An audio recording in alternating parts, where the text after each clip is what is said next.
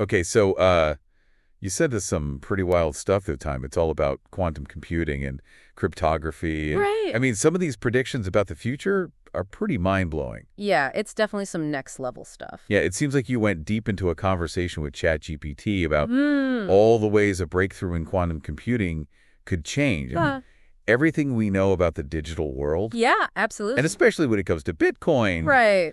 And, ooh, this is a new one for me. Microsoft's work with, Oh. what is it, a Majorana fermion? Yeah, a Majorana fermion. I'm not even sure I'm pronouncing that right. Yeah, you got it. But it sounds like you stumbled onto something really intriguing. Yeah, the potential implications of true quantum computing are pretty huge. Right. What we're going to do here is unpack how this technology could completely change Okay. everything we think we know about digital security finance, maybe even the nature of reality itself. Okay. I'm hooked already. Right. So it seems like your chat with ChatGPT started with this idea that Bitcoin and other cryptocurrencies Mm-hmm.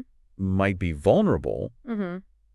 Can you break that down for us? Sure. So right now, Bitcoin is protected by incredibly complex cryptography. Okay. Specifically, it uses something called elliptic curve cryptography. Okay. But the thing is, a sufficiently powerful quantum computer Okay. running an algorithm called Shor's algorithm Mhm. could theoretically crack this encryption wide open. Oh, wow. And when I say crack it open, I mean it could make it totally useless. Wait, so someone with a quantum computer could just, steal all the Bitcoin? Theoretically, yes. Everywhere. Like all of it? Yeah, think of it this way. Okay. A quantum computer running Shor's algorithm could be like having a master key Mhm. that unlocks every Bitcoin wallet in existence. Oh, wow. Not just stealing Bitcoin, but potentially manipulating transactions, Yeah. rewriting the blockchain. Right. Basically anything you can imagine. Oh, wow. It would be like having the power to rewrite the rules of the financial system overnight.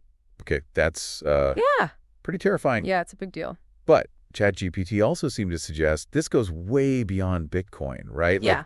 This could affect basically everything online. Absolutely. Ah. Bitcoin is just the tip of the iceberg. A lot of our digital infrastructure, from banking to online shopping to secure communications, relies on something called RSA encryption. Okay. It's like the backbone of online security, Right. as we know it. Yeah. And guess what? Shor's algorithm could break RSA encryption just as easily as it could crack the code protecting Bitcoin. So you're saying that things like online banking, buying stuff online, even sending what we think are secure emails, all of that could be completely exposed. Exactly. Wow. If someone had a powerful enough quantum computer and they wanted to exploit it, Right. they could theoretically access bank accounts, Yeah. steal identities, Wow. intercept sensitive communications, Oh, man. basically wreak havoc on a global scale. Wow. We're talking about a potential security crisis unlike anything we've ever seen before. This is getting intense. It is. It seems like there's a kind of race going on then between the people developing quantum computers and those trying to come up with new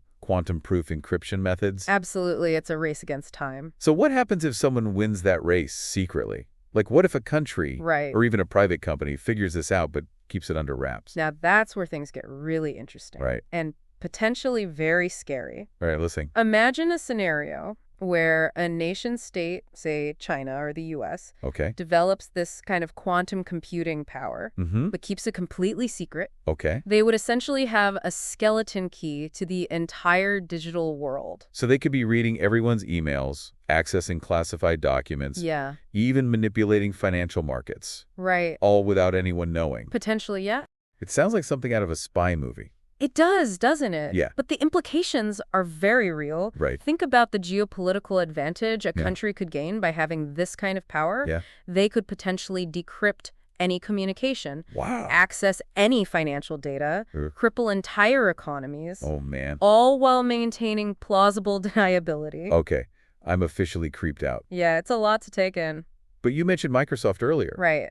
Your notes suggest they might be onto something that could change this whole equation. Uh-huh. Something about Majorana fermions? Yeah. And a new kind of quantum computer? Exactly. Okay, I have to admit, Majorana fermions sound like something straight out of Star Trek. Yeah, it's pretty sci-fi sounding. Can you break that down for us? What are these things? Sure. And why are they so important? Imagine this. Okay. You have these particles, these Majorana fermions, Okay. that are their own antiparticles. Okay. They can exist in this sort of superposition, Uh-huh. where are both a particle and an antiparticle at the same time. Okay. And Microsoft has figured out a way to encode information into these particles Wow. by, get this, braiding them together. Braiding? Literally braiding them, like you would braid hair. Braiding particles. I'm trying to wrap my head around this. Pretty wild, isn't it? Yeah. So how does that store information? Think of it like knots in a rope. Okay. Each unique braid represents a different piece of data. Mm-hmm.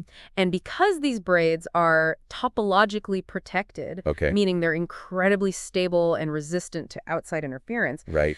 the information stored within them is incredibly robust. Okay. It's like having a hard drive that's virtually indestructible. So you're saying Microsoft's quantum computer, using these braided Majorana fermions, could be far more stable and reliable than anything else out there? Exactly. Wow. And remember your notes about ionized plasma in a ship? And a new state of material? Yeah.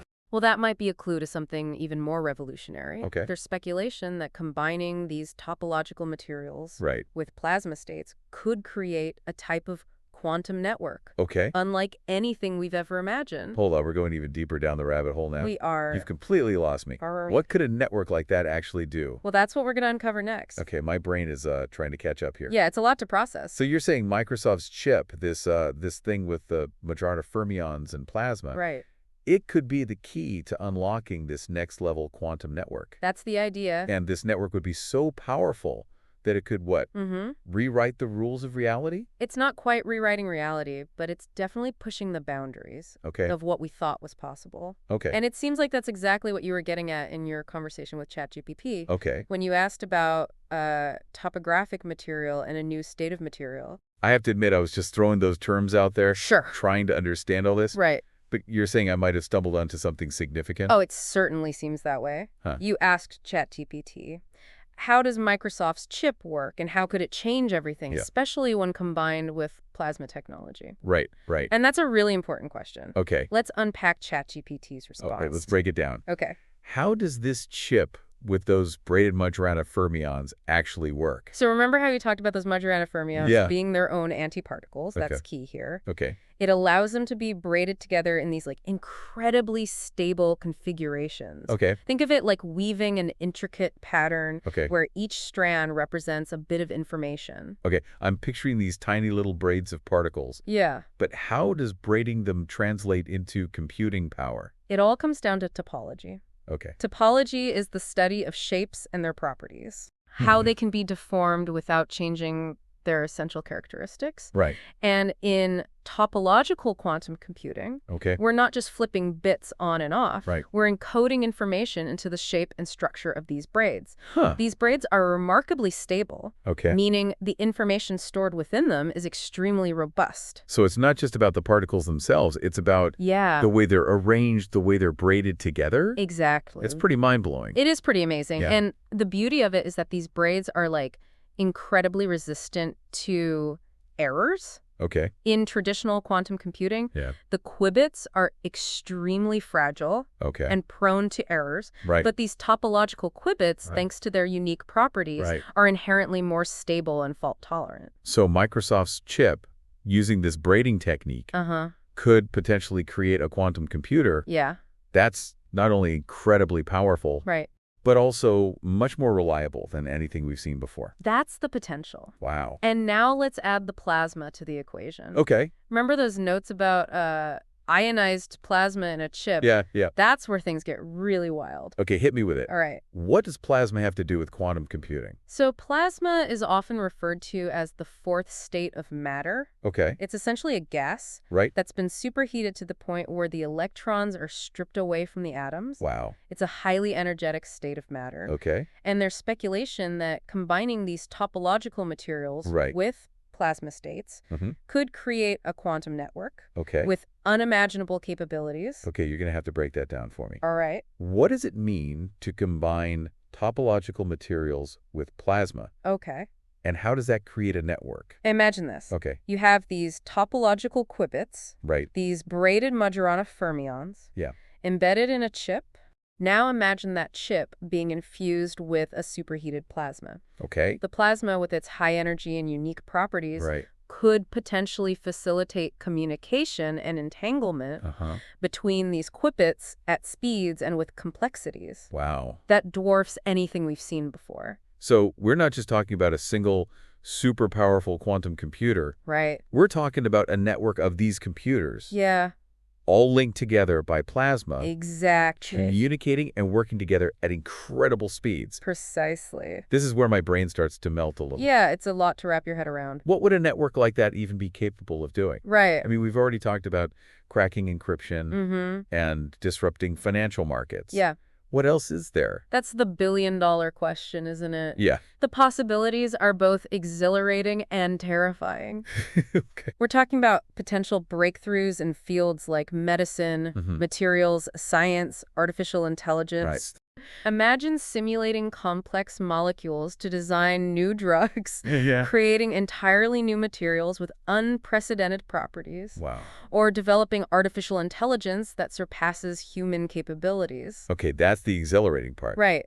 But what about the terrifying side? Yeah. ChatGPT hinted that a network like this could be in use already, and we might not even know it. It's possible. What does that even mean? That's the unsettling part. Yeah. If a network of this scale and power already exists, Right. it could be shaping our digital world in ways we can't even fathom. Wow. And that raises a whole host of ethical questions. Right. And potential dangers. Like what? Yeah. Give me the worst case scenario. Okay. What could happen if this technology falls into the wrong hands? Imagine a world where all our digital systems are completely transparent, Oh, wow. where privacy is a distant memory, Yeah. where financial markets are manipulated at will, Right. where the line between reality and simulation Yeah. becomes blurred beyond recognition. Okay, now I'm really scared. It's a scary thought. But let's back up a bit. Okay. And focus on the more immediate consequences. Sure. What happens to our financial systems, Right. our sense of privacy, even our understanding of reality, if this technology becomes widely available? That's what we'll delve into in the final part of our deep dive. So much to think about. Yeah, definitely. I feel like we've gone from Bitcoin to braiding particles Right. to plasma superhighways. Quite a journey. And it all started with like this one simple question to ChatGPT. Yeah, it's amazing how far a single question can lead. I know, right? Especially with something as complex as quantum computing. You've definitely opened my eyes to like a whole world of possibilities. Good. And honestly, a few nightmares as well. Yeah, it's a double-edged sword for sure. I'm still trying to wrap my head around this idea that a quantum network of this scale and power Right. could already be out there Yeah. operating in secret. It is a chilling thought, isn't it? It really is. If such a network exists, Yeah. it raises some really profound questions. Like what kinds of questions? Well, who controls it for starters? Okay, yeah, that's a big one. What are their intentions? Right. And what does it mean for the future of humanity? Yeah, those are some heavy questions. They are. So where do we go from here? Like, what can we do to prepare for a future where this kind of technology becomes a reality? That's the million-dollar question. And unfortunately, there are no easy answers. Right. We need to start by having open and honest conversations about the potential implications of quantum computing, both the good and the bad. Right. We need to invest in research and development of quantum-resistant cryptography to protect our digital infrastructure. And perhaps most importantly, we need to start thinking about the ethical implications of this technology and how we can ensure that it's used for good, not for harm. It's a tall order. It is. But it's clear that we're on the cusp of like a technological revolution. Absolutely. And it's up to us to shape that revolution in a way that benefits all of humanity. It's a collective responsibility. Yeah, the daunting task. It is. But one that we can't afford to ignore. Exactly. You've definitely given us a lot to think about. Good, I'm glad. What stood out to you most in all of this? For me, it's the sheer scale of the potential impact. Yeah. Quantum computing has the potential to transform every aspect of our lives, from the way we communicate to the way we think about the world. Yeah. It's both exhilarating and terrifying. I agree. And it's up to us to ensure that we harness this power responsibly. That's a powerful thought to leave our listeners with. Hopefully it's something they'll continue to reflect on. So to everyone out there listening, I encourage you to continue exploring this topic. Yes, definitely. Ask questions. Keep learning. Do your research. Stay curious. And engage in thoughtful discussions. Absolutely. About the future of quantum computing. It's a future we're all shaping together. Because this isn't just about technology. Right. It's about the future of humanity.